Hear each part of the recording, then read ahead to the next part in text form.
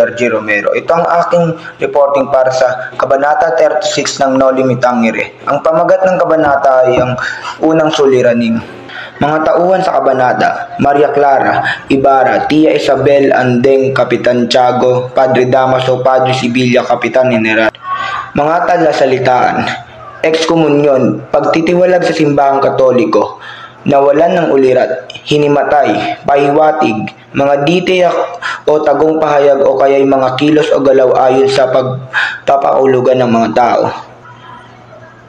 Dumating nang walang abiso ang Kapitan General sa bahay nila Kapitan Tiago, kung kaya'y naging abala ang lahat sa paghahanda upang maibigay ang nararapat na pag-estima sa panauwi.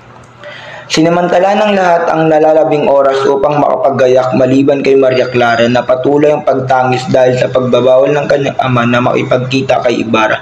Hanggat hindi ito ekskomunikado, baliwala ang pag-aalo sa kanya ni Tia. Iminungkahi ng kanyang tiya na maaari silang sumulat sa papa at magbigay ng malaking halaga upang mapawalang bisang ipinataw sa binata. Nagpresenta naman si Andeng na gagawa umano ng paraan upang magkausap ang magkasinta. Nagpunta si Kapitan Tiago sa kumbento at inihayag nito kay Maria Clara ang desisyon ni Padre Damaso na sirain ang nakatakdang pakikipag-isang dibdib neto kay Ibarra. Ipinag-utos naman ni Padre Sibilia na huwag nang tanggapin sa kanilang tahanan ang binata. Kahit daw ang utang ng kapitan na 50,000 piso ay hindi rin dapat bayaran dahil ang kapalit nito ay kamatayan na ng kaluluwa sa impyerno.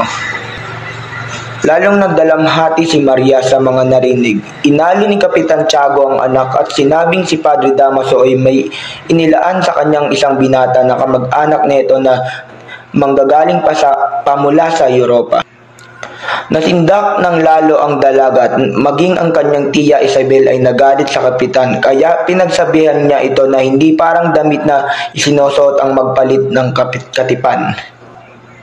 Hindi rin pumayag si Kapitan Tiago na iminungkahi ni Tia Isabel na sulatan nito ang arsobispo. Ayon kay Kapitan Tiago ay hindi naman sila neto pakikinggan kundi ang desisyon lamang ng mga pari. Pagkatapos nito ay bumalik na sa paghahanda sa bayang kapitan, samantalang si Maria ay pumasok na sa kanyang silid.